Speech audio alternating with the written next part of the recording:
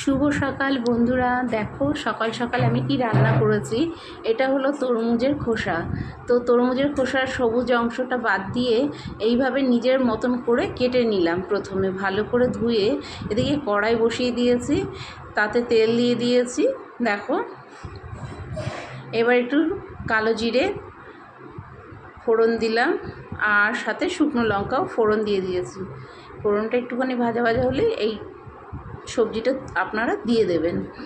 তারপরে এটাকে একটু নাড়াচাড়া দিয়ে লবণ দিয়ে একটু নাড়াচাড়া, পরিমাণ মতো লবণ দিয়ে একটু নাড়াচাড়া করবেন।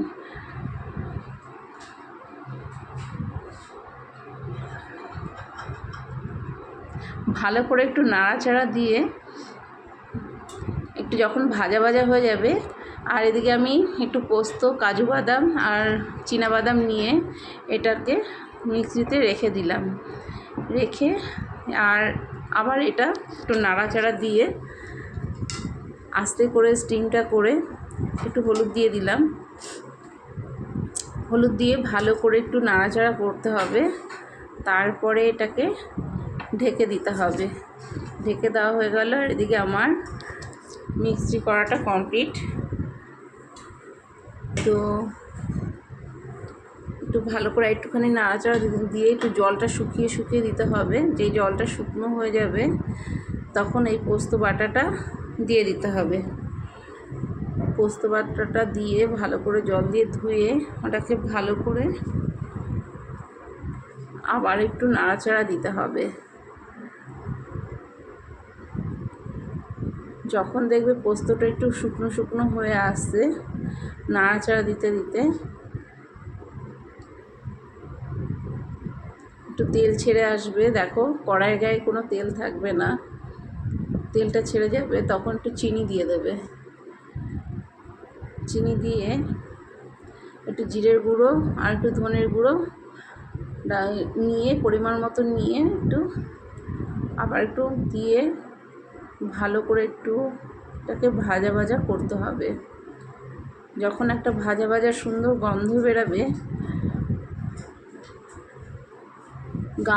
গামাখাও হয়ে যাবে,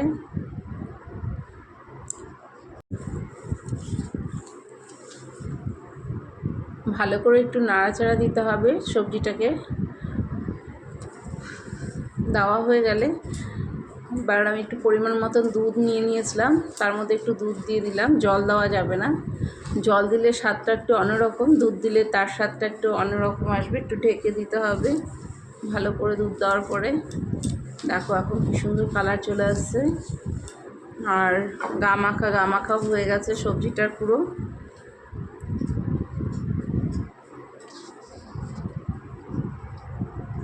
সুন্দর একটা গাঢ় গাঢ় চলে আসছে, ঝোলটাও শুকিয়ে গেছে। ঠিক নামানোর আগে একটুখানি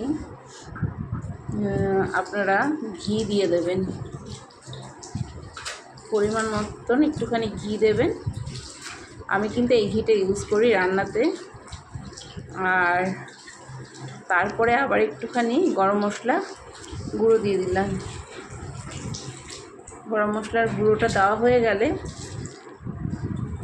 আবার একটু নাড়াচাড়া দিয়ে, সুন্দর করে নাড়াচাড়া দিয়ে সবটার গায়ে একটু গরম মশলা লাগিয়ে তরকারিটাকে রেডি করে ফেলতে হবে। এবার এটা গরম ভাতে বা পরোটার সাথে খেয়ে দেখবেন বন্ধুরা কীরকম লাগে।